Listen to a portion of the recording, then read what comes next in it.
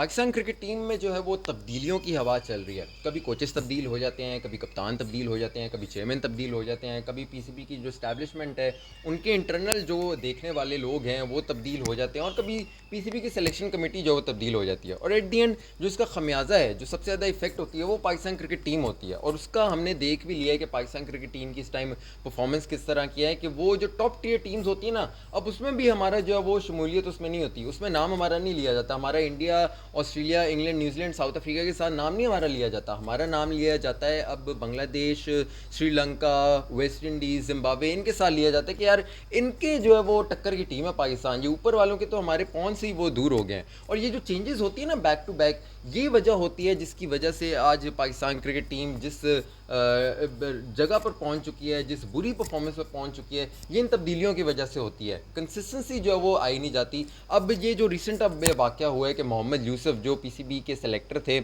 उन्होंने रिज़ाइन दिया है। अब उन्होंने क्यों रिज़ाइन दिया है, क्या वजह बनी है, किसके साथ उनका फड्डा बना है, ये सब आपको इस वीडियो में बताने लगा हूँ। तो वीडियो आप एंड तक ज़रूर देखिएगा और चैनल को लाइक और सब्सक्राइब जो है वो ज़रूर कर दें।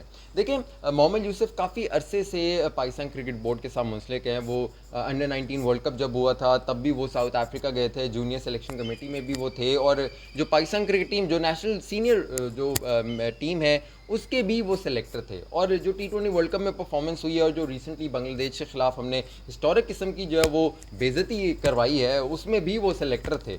और उनकी जो अब उन्होंने एक अचानक से जो वो रिज़ाइन दे दिया। अब उन्होंने रिज़ाइन जो है वो एक्चुअली क्यों दिया, आप लोग ये सोच रहे होंगे कि T20 वर्ल्ड कप में जो बुरी परफॉर्मेंस हुई है या बांग्लादेश के खिलाफ जो बुरी परफॉर्मेंस हुई है उसकी वजह से उन्होंने रिज़ाइन दिया होगा। नहीं जी, ऐसा नहीं है बिल्कुल। क्योंकि पाकिस्तान क्रिकेट बोर्ड में जो मामला आते हैं ना, वो बड़े ही अजीब होते हैं। पाकिस्तान क्रिकेट टीम के हालात जो भी हैं उससे कोई किसी को सरोकार नहीं है। हर किसी को अपनी कुर्सी बचानी है और उसको अपना जो एक नौकरी होती है ना, वो बचानी है। मोहम्मद यूसुफ या कोई भी पाकिस्तान क्रिकेट बोर्ड के साथ जो एफिलिएट है, वो कभी भी अगर पाकिस्तान क्रिकेट टीम की परफॉर्मेंस बुरी होती है तो वो रिज़ाइन देकर पाकिस्तान क्रिकेट बोर्ड से दूर नहीं जाता।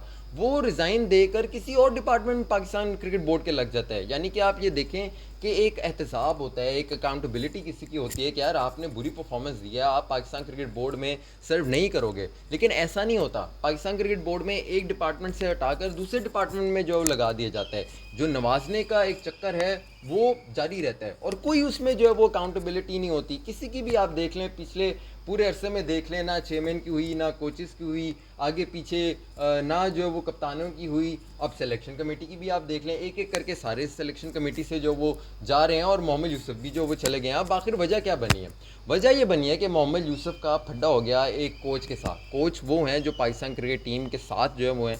और जाहिर सी बात है, आपको पता है कि जो पाकिस्तान क्रिकेट बोर्ड की जो सिलेक्शन कमेटी है उसकी जो हायरार्की है कि एक एक मेंबर यानी कि कोच भी उसमें होता है, उसमें कप्तान भी होता है, और कुछ सेलेक्टर्स हैं उनको इंक्लूड करके एक पूरा एक पैनल बनाया जाता है और हर की कोई जो है वो अपनी राय देता है।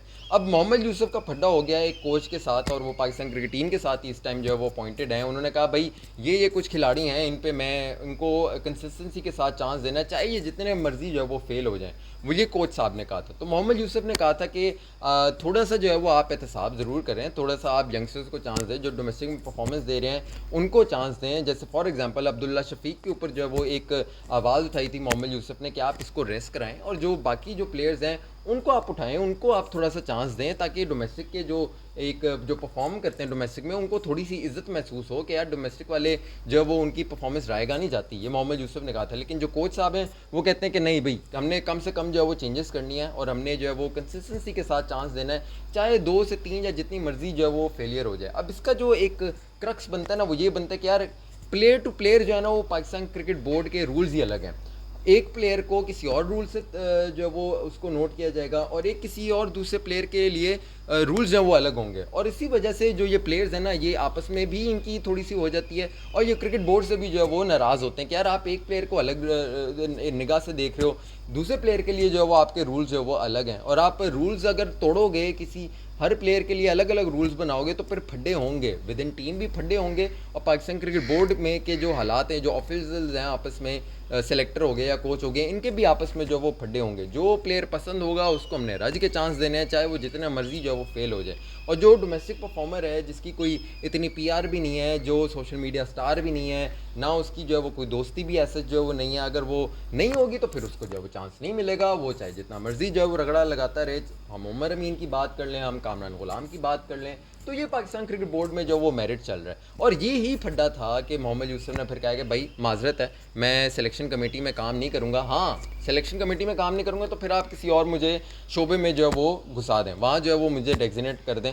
तो अब ये पीसीबी ने जो है ये फैसला किया है कि उनको सिलेक्शन कमेटी से हटाया गया है और उनको अब मोस्ट लाइकली जो अकेडमीज़ हैं जहाँ वो कोचिंग कराएंगे, जो एनसी की एकेडमी है वहाँ जाके वो कोचिंग कराएंगे, या नेशनल जो जूनियर टीम है हमारी पाकिस्तान की अंडर 19 की, वहाँ जो है उनके साथ जो है वो कोचिंग का काम करेंगे। उससे पहले भी वो कर चुके हैं। लेकिन मोहम्मद यूसुफ को ही मैं बताऊँ कि जो उनके साथ भी असिस्टेंट कोचेज़ जिन्होंने काम किया अंडर 19 वर्ल्ड कप में जिन्होंने काम किया था, मोहम्मद यूसुफ के साथ भी काफ़ी कोचेज़ को मसला है। वो समझते हैं कि मोहम्मद यूसुफ जो है वो प्लेयर्स के साथ ठीक जो है वो ट्रीट नहीं करते, या जो इनके अंदर जो कोचेज़ हैं असिस्टेंट कोचेज़ उनको भी जो है वो प्रॉपर्ली ट्रीट नहीं करते जिस तरह से करनी चाहिए। तो जो मसले हैं ना, मसले मसाइल वो हर तरफ हैं, वो दोनों तरफ हैं। और इससे ये पता चलता है कि पाकिस्तान क्रिकेट टीम से किसी को जो है सरकार नहीं है, हर कोई अपनी कुर्सी बचाने के लिए लगा रहा है कि यार मुझे अगर इधर से मुझे अगर निकाला जाता है तो मुझे पीसीबी के दूसरे डिपार्टमेंट जो है वो लगा दिया जाए। और अब तो नौयत, मैं तो कहता हूँ जब फ्यूचर का मैं ये आपको एक हिंट दे रहा हूँ कि पाकिस्तान क्रिकेट बोर्ड के हालात जो वो कैसे होने वाले हैं, कि जिस तरह से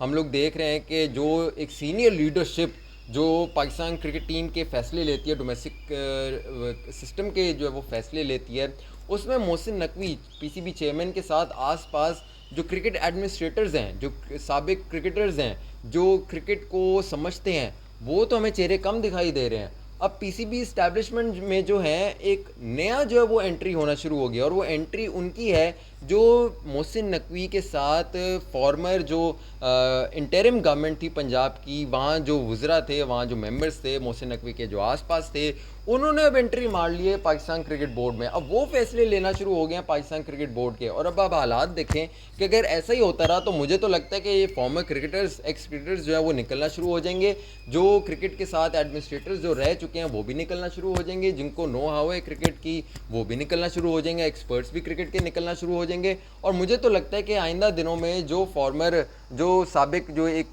रह चुकी है निगरान हुकूमत पंजाब की, वहाँ जो मोहसिन नकवी के साथ जिन्होंने काम किया है वही पाकिस्तान क्रिकेट बोर्ड के मामला संभाल रहे होंगे। आपको सिलेक्शन कमेटी में भी वो नज़र आएंगे, आपको कोचिंग पैनल में भी नज़र आएंगे, आपको एज एन एनालिस्ट भी जो वो नज़र आएंगे। पाकिस्तान क्रिकेट बोर्ड की जो हायरार्की है, जो डिसीजन मेकिंग करती है, वहाँ भी आपको जब वो नज़र आना शुरू हो जाएंगे। तो ये हालात मुझे मुस्तकबिल में ड्यू टू सियासी इंटरफेरेंस, पॉलिटिकल इंटरफेरेंस, जब आपका एडमिनिस्ट्रेटर जो है वो उसको क्रिकेट की नो हाउ ना हो तो फिर वो ऐसी आगे पीछे अपने जो बंदे होते हैं उनको एडजस्ट करवाता है। और इस यही चीज़ हमें जो वो दिखाई दे रही है। तो मेरिट कहाँ का मेरिट जी, मेरिट यहाँ जो हमें कोई भी दिखाई नहीं दे रहा। अगर मेरिट होता तो पाकिस्तान क्रिकेट बोर्ड का जो चेयरमैन है ना वो क्रिकेट एडमिनिस्ट्रेटर हो रहा है, या कम से कम वो बंदा होता जिसने क्लब जो है वो क्रिकेट का चलाया होगा। तो ये हालात पाकिस्तान क्रिकेट बोर्ड में। अपने फीडबैक से ज़रूर आगाह रखिएगा। अरफा फिरोज़ ज़की को इजाज़त दीजिए। अल्लाह हाफ़िज़।